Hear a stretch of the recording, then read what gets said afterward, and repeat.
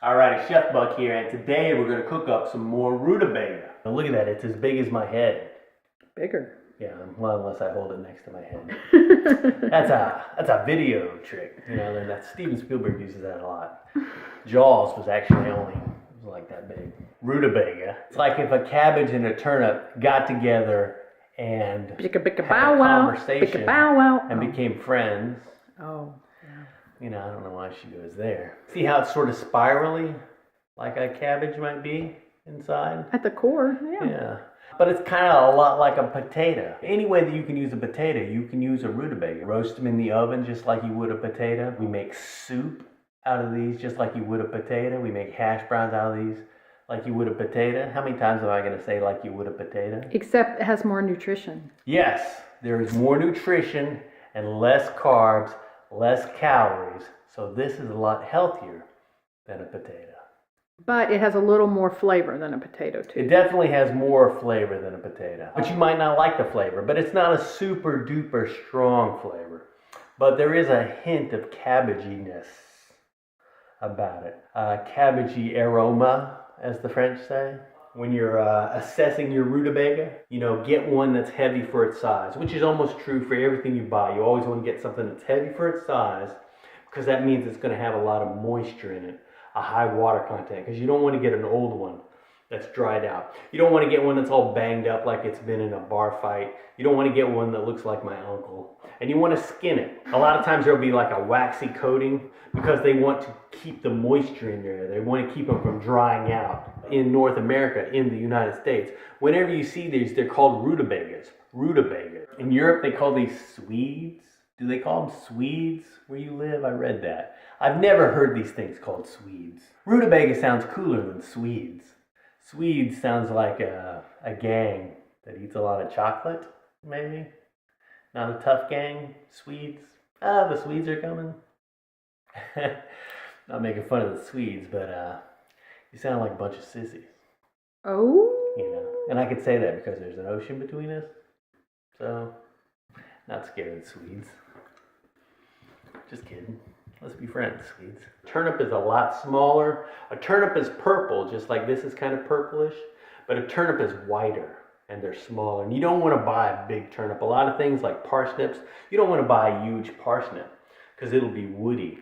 And like carrots, all that stuff you want to kind of avoid, you know, like the larger overgrown sizes. But it's okay to buy a big rutabaga. And a turnip is tart, whereas a rutabaga is sweet.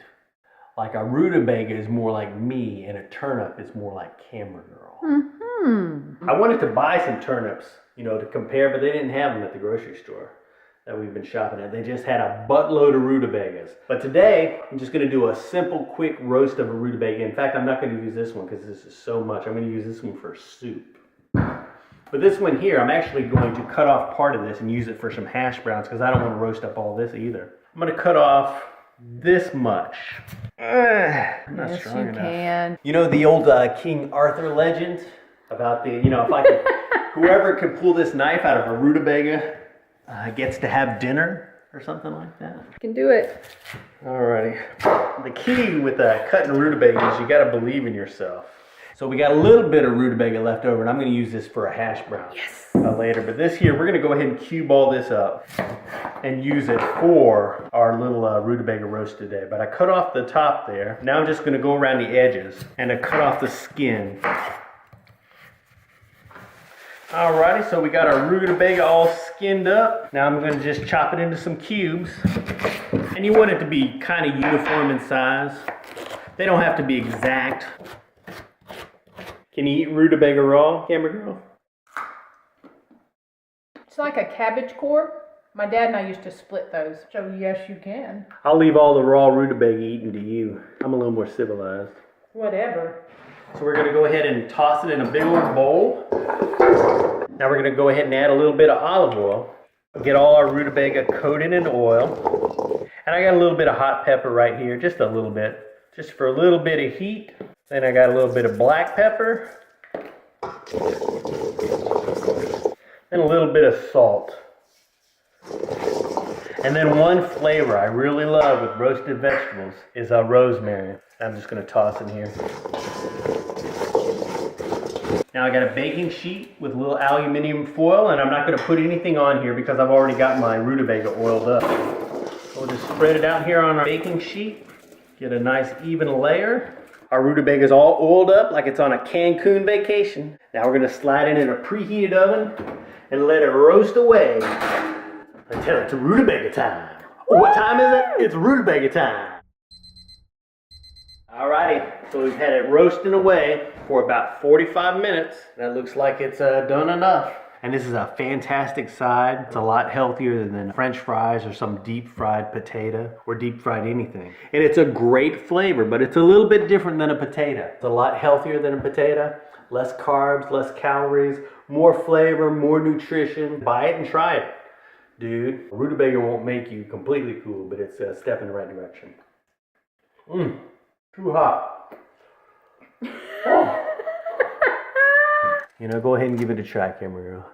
Be careful, it's a little hot. No problemos for you, huh? So easy. Now, when you made these the other day, you just did it with salt and pepper. Rutabaga has enough flavor on its own, but the rosemary is a great touch. Yeah. You didn't even have to put onion or garlic or anything with it. No, just a little bit of rosemary, a little bit of oil and salt and pepper. Eating with our fingers like savages. What are you talking about? It's the way to eat it. Well, I guess we're not going to have a salad with our rutabaga. Camera girl ate that whole pan of rutabaga. I guess if you got to binge on something, that's not the worst thing to binge on. But if you want to print this recipe, go to myfoodchannel.com. I'll have some more rutabaga info over there. Link down below to our website. Subscribe to our mailing list and never miss one of our video recipes. Thanks for watching and subscribing and liking and blah, blah, blah. And we'll see you in the future.